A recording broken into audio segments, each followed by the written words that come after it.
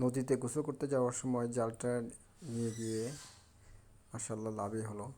এক এক জালের খেউতেই চলে এসেছে 4টি বড় বড় পায়লা মাছ, 3টি রাসু মাছ, যা আমাকে খুবই অবাক করেছে। সচরাচর নদীতে এমন একটা মাছ পাওয়া যায় না, এক জালের মধ্যে এতগুলো মাছ আসে না।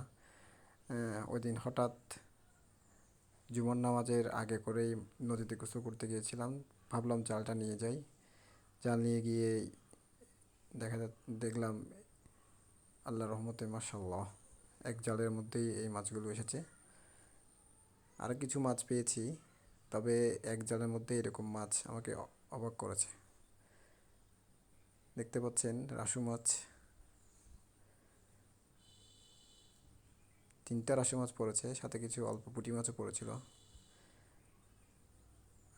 এক কোমর পানিতে জালটা মেরেছিলাম, সেখানেই আল্লাহ রিজিকের মধ্যে এগুলো রেখেছেন। আলহামদুলিল্লাহ।